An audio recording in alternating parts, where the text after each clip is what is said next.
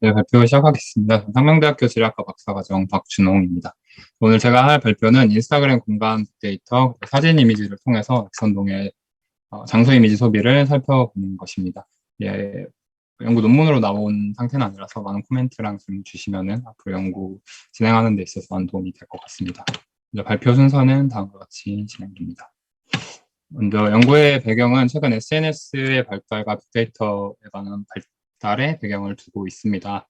특히 위치 정보를 포함하고 있는 공간 빅데이터나 SNS에서 공유되고 있는 사진의 경우 장소나 지역을 이해하는 데 많이 활용이 되고 있습니다.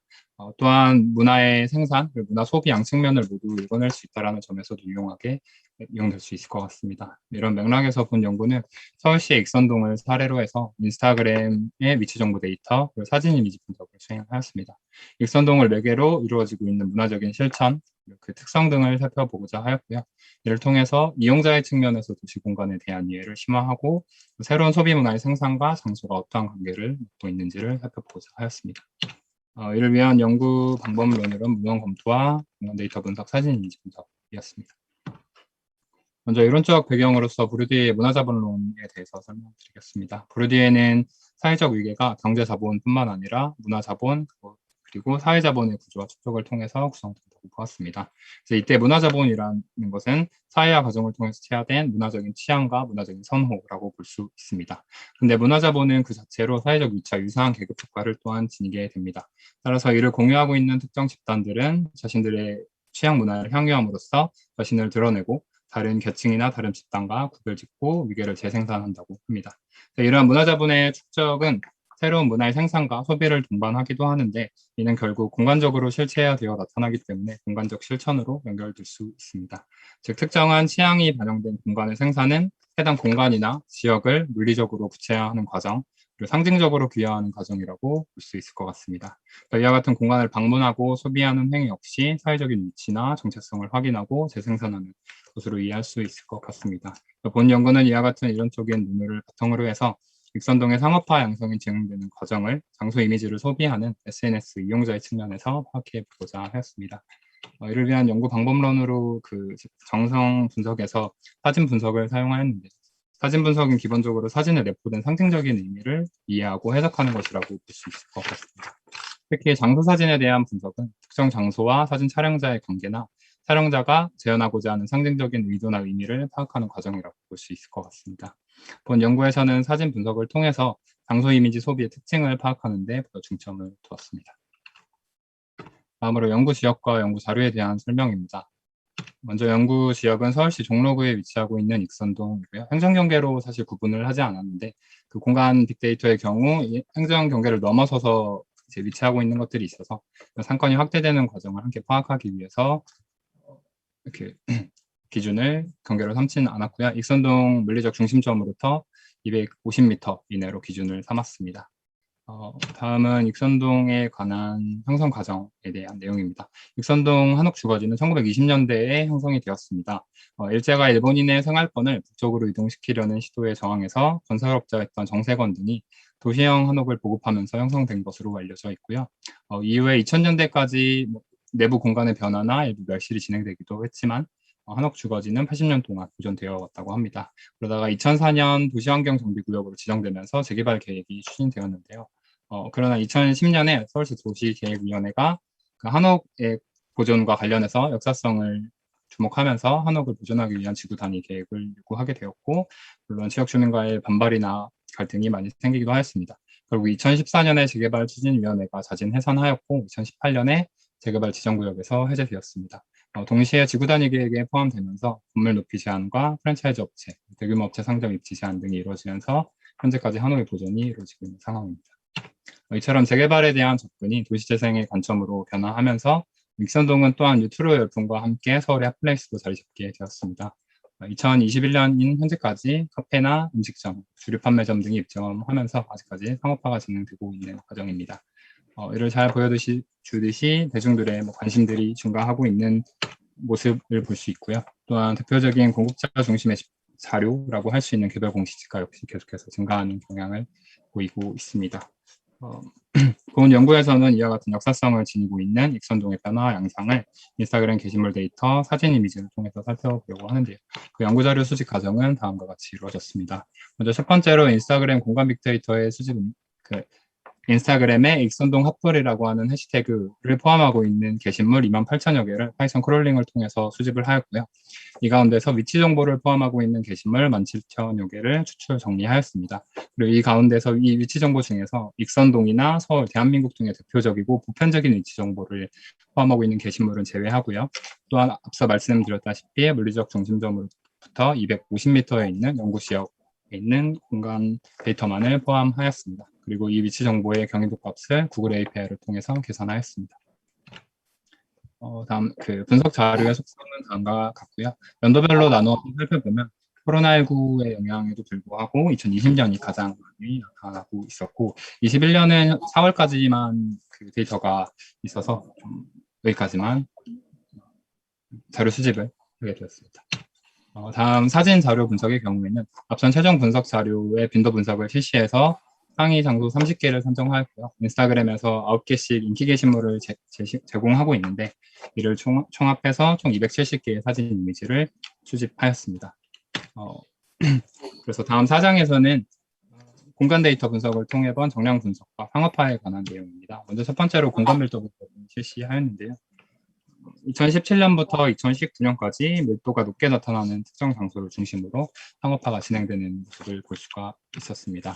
그러다가 그리고 또한 범위 역시 많이 증가하고 포맨 태그되는 장소나 상업시설들이 넓어지는 모습을 볼 수 있었고요.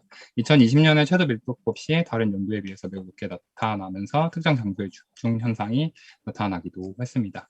또 한편으로 행정경계 측면에서 익선동 이외의 주변 법정동에서 여기 돈이동이나 낙원동과 같은 곳에서도 밀도가 높게 나타나는 장소들이 나타나기도 하였습니다. 2021년은 20년도와 큰 차이를 보이지 않고 있었습니다. 다음으로 두 번째는 익선동의 개별 위치 정보 게시물의 평균 접근점을 구하고 이 지점으로부터 평균 거리와 최대 거리를 산출한 내용입니다. 연도별로 나누어서 평균 접근점을 계산해 보았는데요. 2017년부터 21년까지 빨강색에서 파란색까지 그 평균 접근점이 변화하는 모습을 보실 수 있습니다. 크게 변화가 없는 모습이고 보라색은 17년부터 21년까지의 전체 기간 동안의 전체 평균 좌표점이고 여기서 검정색은 중심 좌표점, 물리적 중심 좌표점에 해당하는데 여기 사이가 보이는 것은 이 낙원동이라고 하더라도 주로 한옥거리가 위치해 있는 남쪽을 중심으로 인스타그램 공간 빅데이터가 많이 나타나고 있어서 이런 차이를 보이고 있는 것 같습니다.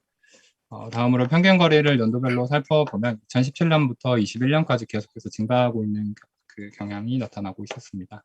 이는 평균 좌표점을 중심으로 해서 상권이 계속해서 확대되고 있는 것을 시사하는 거라고 볼 수 있을 것 같습니다. 다음 전체 기간 동안의 공간 중심 데이터와 중심 좌표점으로부터의 거리를 보여주는 지도입니다. 다음으로 빈도 분석에 대한 내용입니다. 2017년부터 21년까지 전체 기간에 상위 30개 장소를 추출해냈는데요. 주로 상업시설에 해당이 되었고 음식점이나 카페, 의상대여점, 주류 판매점 등이 있었습니다. 그래서 의상대여점은 경성의복이나 익선 의상실과 같이 뒤에 나오겠지만 그 경성시대의 의상을 이제 대여하는 그런 곳들이었습니다. 그리고 또 연도별로 나누어서 살펴보면 2017년을 제외하고 2018년과 2019년, 그리고 2020년과 2021년이 동일하게 나타나고 있었고요. 순위도 크게 변화를 보이지 않고 있었습니다. 이러한 집중 현상은 내부적인 경쟁이나 장소 소비의 획일성, 집중 현상 등을 보여주는 것이라고 볼 수 있을 것 같습니다. 그리고 2018년부터 21년까지 상위에 랭크된 공간에 대한 내용은 사진 이미지 분석에서 조금 더 자세히 설명드리도록 하겠습니다. 여기는 사진 이미지 분석을 통해서 장소 이미지가 어떻게 소비되는지에 대한 특성을 세 가지로 나눠서 살펴본 내용입니다. 먼저 첫 번째는 키치화된 한옥 경관의 소비입니다.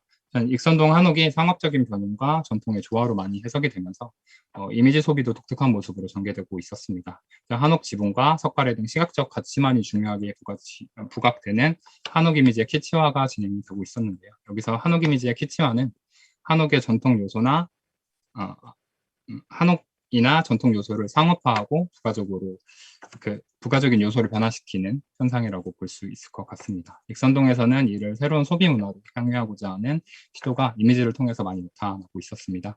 이에 관한 특성은 크게 세 가지로 나누어서 볼 수 있는데요. 먼저 첫 번째로 사진에서 보시는 바와 같이 한옥 상업시설의 현대적인 디자인을 가미한 것들입니다. 온 카페 같은 경우에도 세돌보는 유지하고 천장을 제거한 상태에서 다른 인테리어를 통해서 공간을 새롭게 탈바꿈시키는 그 사례가 있었고요. 서울코피는 한옥 공간 내부에 유리글라스나 기본적으로 사용되지 않는 자재들을 많이 사용해서 공간을 새롭게 바꾸는 시도 등이 있었습니다. 두 번째는 한옥 지붕 자체를 이미지 소비화하기 위한 통유리 카페나 루프탑 카페 등이 익선동에서 많이 소비되고 있었다는 것입니다. 그리고 세 번째는 한옥 내부 공간에 일본식 정원이나 태국 휴양지 등을 위치시킴으로써 모국적인 하이브리드 공간을 생산하는 특징들이 있었습니다. 이제 오천집과 같이 일본식 정원을 위치시키는 경우도 있었고요. 청수당과 같이 동양풍의 분위기를 만들어내는 경우도 있었습니다. 세 번째로 18년도와 19년도에 그 상위에 링크되어 있던 설라등 방콕 같은 경우에는 한옥 공간 내부에 풀장이나 아니면 열대 식물들을 위치시킴으로써 그 태국의 휴양지나 동남아 휴양지와 같은 모습을 생산하는 것을 볼 수가 있었습니다. 두 번째 장소 이미지 소비의 특성은 상상된 노스텔지어로서의 계약 이미지에 대한 소비입니다. 2000년대 이후에 일제감정 경성을 배경으로 한 미디어 콘텐츠가 많이 생산이 되었는데요. 해당 시기의 물질적인 특성이 워낙 독특하다 보니까 많이 재현되고 또한 강조되면서 대중들은 이런 경험해보지 못한 상상된 노스텔지어를 많이 대체화하게 되었다고 합니다. 그리고 이러한 상상된 노스텔지어의 감각을 상업화하려는 시도가 익선동에서 장소 이미지 소비를 통해 많이 전개되고 있었습니다. 그러나 이러한 제국주의 열강의 자본 유입이나 식민지배와 함께 등장한 근대식 물질 문화가 가지고 있는 타자와 배제 등의 역사적 사실에 대해서는 다소 성찰이 이루어지지 않고 이미지만이 소비되고 있다라는 측면에서는 조금 우려스러운 상황인 것 같기도 합니다. 특히 익선동의 한옥 주거지가 전술한 바와 같이 일제의 식민지배에 대한 저항으로 계획되고 건설되었다라고 하는 역사성을 가지고 있기 때문에 이를 간과시키거나 그 가치나 의미를 해석시킬 수 있다라는 측면에서 바라볼 수 있을 것 같습니다. 여기서 이러한 것들은 장소의 특선 의상실이나 경성 의복과 같은 의상 대여점을 중심으로 나타나기도 하였고 또 이뿐만 아니라 그 공간 내부 자체를 경성 시대에 맞춰서 바꾸고 있는 카페 등도 많이 생산이 되고 있었습니다. 그리고 세 번째는 사실 사진 이미지 분석을 통해서 본 건데 사실 사진에서 드러나지 않는 익선동의 문화 고찰을 통해서 사진에서 드러나지 않는 특성들이 무엇이 있는지에 대한 내용을 살펴본 것입니다. 익선동의 SNS 사진이나 특히 언급 빈도가 높은 장소들의 사진의 경우에는 익선동을 소비하려는 방문객 중심으로 나타나고 있습니다.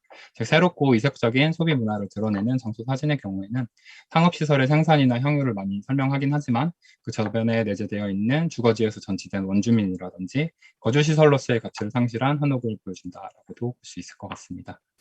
두 번째로 장소 SNS 사진 1분 남았습니다. 드러나지 않는 또 다른 원주민과 장소는 개의 집단과 개의 커뮤니티 공간입니다. 익선동은 낙원동과 더불어서 동성애적 규범이 성형되는 장소로 많이 소비되고 현재에도 소비되고 있었는데요. 성적 취향이 공개적으로 드러내기 어렵고 이성애 중심의 지역 활성화가 익선동에서 진행되면서 성소수자의 공간이 보다 축소되고 은폐되고 있는 상황입니다. 이들 성소수자의 장소 소비나 장소 사진은 일상적으로 공개되기보다는 개의 커뮤니티 행사와 같은 특별한 행사를 통해서만 이런 식으로 사진을 통해서 이루어지고 있었습니다. 이처럼 익선동의 활성화는 지역 주체의 변화나 용도 변화 등 내적인 변화를 수반하면서 이루어지면서도 그 행정 경계를 넘어서 영역적으로 확대되어 가고 있는 모습을 보였습니다. 여기까지가 연구 결과에 대한 내용이었습니다. 연구 결론에서는 본 연구는 일단 공간 데이터에 대한 정량적인 분석, 그리고 사진 이미지에 대한 정성적인 분석을 통해서 익선동의 상업화와 새로운 소비 문화의 문화적인 실천의 양상을 살펴보고자 하였습니다. 이를 통해서 장소성 분석에 있어서 이용자 중심의 SNS 공간정보 데이터의 활용 가능성을 제시하고자 하였습니다. 이런 접근은 장소 기반의 소비 문화나 배제, 그리고 장소성 상실 등의 문제를 파악하는 데 기여할 수 있지 않을까 생각을 해보았습니다. 연구 한계로 더 나아가서 정량적인 지표와 정성급 자료 상호 보완이나 비교 분석, 그리고 인스타그램 해시태그나 코멘트, 댓글 등에서 이제 텍스트 분석이 이루어질 수 있는데 본 연구에서는 수행되지 못해서 이러한 것들이 같이 수행이 된다면 보다 심층적인 장소성 분석이 가능할 것으로 파악이 됩니다. 네, 지금까지 발표 드려주셔서 감사합니다. 예, 박준호 선생님 발표 감사합니다. 자, 박준호 선생님이 발표해 주신 것에 대해서 질의응답 시간을 갖도록 하겠습니다. 질문 있으신 분들은 자유롭게 질문해 주시기 바랍니다. 저 한국교원대학교 지리교육과 석사과정에 재학 중인 송주환이라고 합니다. 네, 질문해도 되겠습니까? 얘기하세요. 네, 발표 잘 들었고요. 자료 수집하실 때 인스타그램에서 이제 데이터의 위치 정보 수집하시는 게 해시태그를 기준으로 해서 상호명의 위치 정보를 따로 추출하신 건지 궁금합니다. 네, 일단 인스타그램에서 해시태그를 입력하면은 그 해시태그를 포함하고 있는 게시물이 전부 다 나오기 때문에 그 게시물 전체를 먼저 크롤링을 통해서 수집을 하였고요. 그 안에 위치 정보를 안 포함하고 있는 게시물도 있어서 그런 경우는 제외하고 위치 정보를 포함하고 있는 게시물을 대상으로 분석을 수행하였습니다. 네, 감사합니다. 제가 먼저 하세요. 예, 제가 한 가지 질문 좀 하고 싶은데요. SNS에 이제 인스타그램 공간 빅데이터를 수집, 즉 사진 이미지를 수집해서 사진 분석을 했다고 하는데, 인스타그램 말고 예를 들어서 트위터라든가 뭐 페이스북이라든가 이런 걸 이용하면 결과가 또 혹시 또 다르게 나올 수 있는 가능성은 없는지. 그 다음에 이제 또 한 가지는 익선동의 장소 이미지 소비도 사진 분석만 하다 보니까 예를 들어서 장소 이미지를 소비하는 연령대별 차이라든가 예를 들어서 성별 차이라든가 이런 것들이 좀 구체적으로 분석이 조금 좀 가능하다면 그런 것들이 좀 더 뭐 인터뷰를 통한다든가 이런 걸 통해서 좀 더 보완하면 좋지 않을까 저는 개인적으로 그렇게 생각이 듭니다. 이상입니다.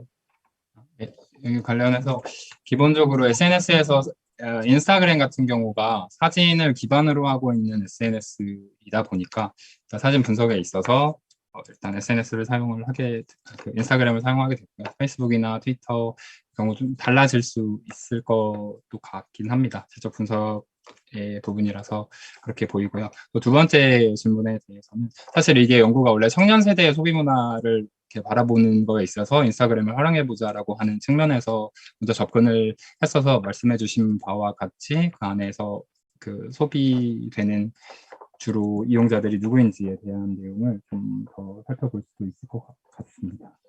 감사합니다. 김수진 교수님 뭐 질문 있으신가요? 저는 궁금한 게 이렇게 공간적인 구역이 이렇게 되게 확실하잖아요. 이 연구 같은 경우에. 근데 이제 상업화가 어느 정도 됐는지 공간적 확장 이런 추이는 이제 살펴보셨는데 조금 더 시간적인 관점에서 이전 시기에 거주민들의 전치가 어느 정도 이루어졌는지 그 양상을 조금 더 추가를 하면 그 뒤에 결론 부분에서 발표자가 얘기했던 그런 것들을 주장하는데 조금 더 명확하게 근거가 될 수 있을 것 같거든요. 근데 그런 분석이 없이 결론에서 그런 원주민의 전치가 이렇게 이루어졌다. 그다음에 원주민들에 대한 어떤 장소성이랑 이런 거 반영이 안 되어 있다 그러면 사실 아까 진영인 박사님이 발표했던 과연 원주민은 누구인가 이런 이슈가 다시 또 대두될 수 있을 것 같거든요. 예, 그래서 그런 부분 조금 더 추가하면 더 좋을 것 같습니다. 네, 감사합니다. 예, 코멘트 감사합니다. 이 국토교통과학기술진흥원의 R&D 사업으로 이런 인스타그램, 트위터, SNS 데이터를 갖고 관광에 응용하는 연구들이 굉장히 많이 있습니다. 그리고 또 이화여대 강현옥 교수님 팀이 이런 연구를 많이 하고 있거든요. 그래서 그런 이화여대 강현옥 교수님 팀하고 또 콜라보 해보셔도 좋을 것 같고요. 자, 그럼 이 논문은 발표해 주신 거는 학위 논문입니까? 아니면은 본인이 그냥 개인 연구하는 겁니까? 네, 저도 개인 연구 이번 학기에서 수업 때 같이 한 내용을 좀 발전시킨 내용입니다. 예, 고맙습니다. 자, just in time, 완전히 시간 딱 맞게 시간이 됐습니다. 이렇게 세 분의 발표 대단히 고맙다는 말씀을 드리고요. 자, 이후에도 세션들이 진행되니까 이후에도 많은 참여 부탁드립니다. 자, 이걸로 논문 발표 분과 1세션 도시 재생이라고 하는 주제, 어떻게 보면 어반 중에서 젠트리피케이션과 여러 가지 장수 감에 대한 발표 그렇습니다. 자, 참여해 주셔서 대단히 감사합니다. 10분 휴식 취하셨다가 다른 세션